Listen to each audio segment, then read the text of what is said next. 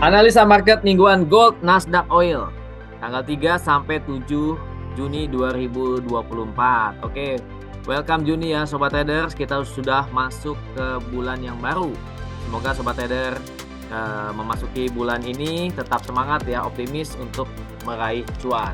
Ada banyak peluang-peluang dan penggerak-penggerak market yang seru di bulan Juni ini.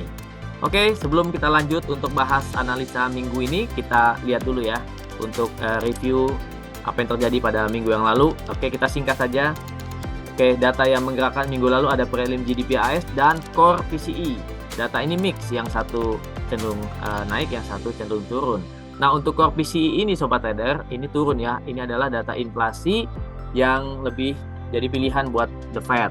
Jadi data inflasinya turun tipis daripada previousnya, dan ini sebenarnya tidak bagus atau tidak positif buat gold, karena kalau inflasinya turun maka ini menjadi The Fed itu seolah-olah dia memang udah bener nih ya mau nurunin suku bunga, dan ini bisa membuat gold cenderung menguat.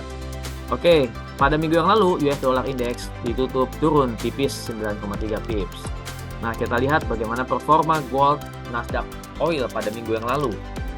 Untuk gold kita lihat open di 2336, close-nya 2327. Kita lihat ya. Jadi sekitar 88,9 pips. Kemudian Nasdaq open 18869, close-nya 18578. Ini bearish-nya sekitar 628,5 pips. Dan USD Oil harga minyak turun dari open 77.76, close-nya 77.23. Turunnya tipis juga sekitar 53 pips. Oke Sobat Trader, kita akan lihat ya apa yang menjadi market movers atau fokus market pada minggu ini. Kita lihat untuk minggu ini ada cukup banyak data dari Amerika. Hari Senin ini ada ISM Manufacturing PMI, data indeks manufaktur. Ini high impact juga. Kemudian Selasa ada Jobs Opening. Lalu ada ADP, NFP. Tapi yang utama untuk minggu ini adalah non-farm payroll. Hari Jumat data tenaga kerja Amerika Serikat. Previous-nya 300,3, forecast-nya 243. Artinya diprediksi ada penurunan dari non-farm payroll di bulan Mei. Nah, kalau actual sesuai dengan forecast, tentunya ini sentimen negatif buat US dollar dan bisa positif buat gold. Oke Sobat Trader, saya mau infoin ya bahwa minggu ini merupakan, bisa jadi minggu ini market itu masih akan cenderung agak wait and see gitu ya. Kenapa? Karena minggu depannya itu ada pertemuan FOMC ya, pertemuan FOMC, dan kita coba review dulu mengenai Fed Watch Tools-nya ya, kita lihat ya. Oke Sobat Trader, ini saya buka webnya CME Group ya, Interest Rates Fed Watch Tool. Nah, ini ada kolom untuk rencana pertemuan FOMC tanggal 12 Juni itu minggu depan. Kita lihat di sini untuk tanggal 12 Juni minggu depan itu adalah 99,9% masih percaya belum ada penurunan suku bunga atau hold rates. Sementara 0,1% saja yang yakin ada penurunan suku bunga. Sobat Trader yang mungkin tahu, ikuti analisa kita dari awal tahun ya. Kita sudah bahas bahwa penurunan suku bunga itu awalnya ya itu diyakini pada pertemuan Juni ini, tapi lama-lama meleset karena data CPI kita lihat ternyata ada kenaikan, membuat banyak yang ragu untuk penurunan suku bunga bulan Juni. Nah, jadi penurunan suku bunga itu saya sudah cek ya, baru diprediksi akan dimulai pada pada 7 November ya. Kita lihat baru di sini persentasenya lebih besar yang terjadi penurunan. Oke Sobat Traders, kita langsung saja bahas untuk teknikalnya. Oke, kita akan bahas untuk gold secara teknikal ya, gimana pergerakan gold secara teknikal.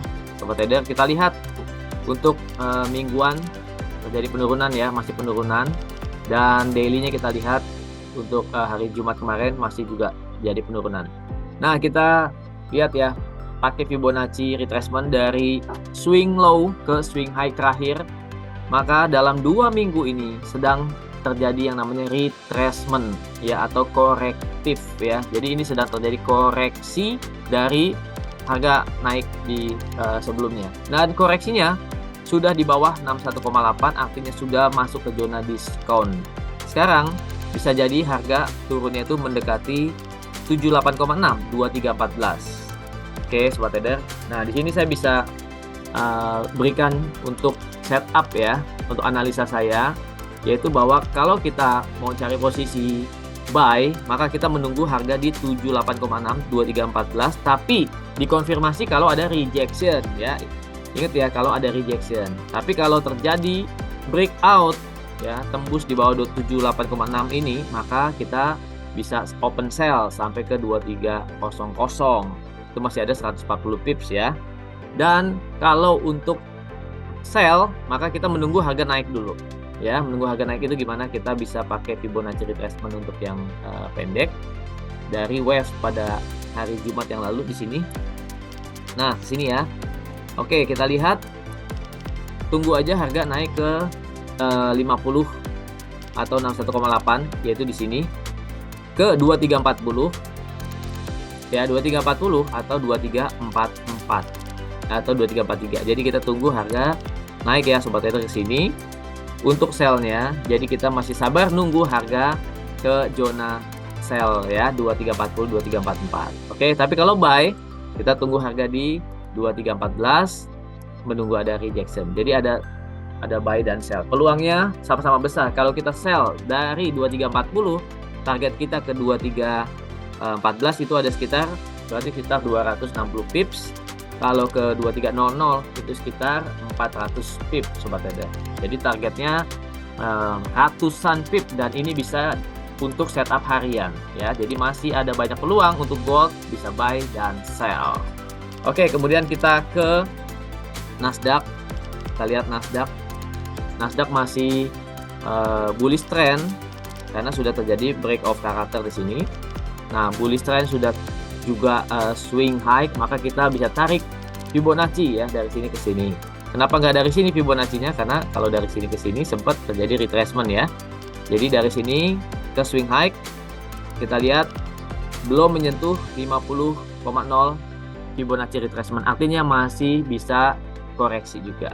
Nah, untuk swing trader atau position trader sebaiknya bisa menunggu harga di Fibo 50 ke bawah di zona diskonnya di sini ya, untuk mencari posisi buy.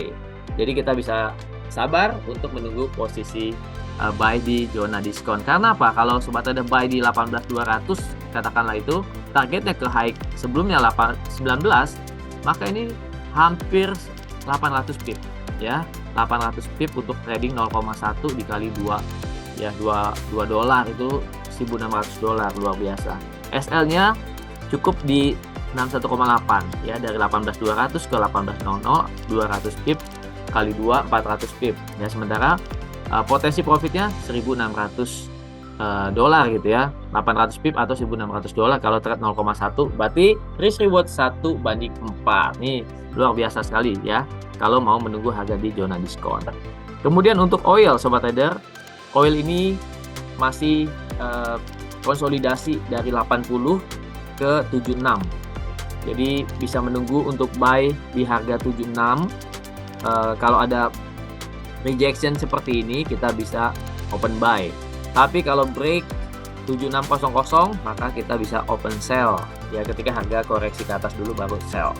Jadi perhatikan 76 ini bisa menjadi area open buy kita. Sementara kalau harga ada bullish ya, lewatin high pada hari Jumat di 78,6, kita bisa tunggu ada candle bullish, maka kita bisa buy sampai ke 80 ya, maka itu ada sekitar hampir 200 pip. Oke sobat trader, demikianlah analisa gold, Nasdaq, oil minggu ini. Ada peluang-peluang yang bisa sobat trader pantau ya, ada banyak peluang-peluang. Oke, demikian, sampai ketemu lagi pada video-video berikutnya.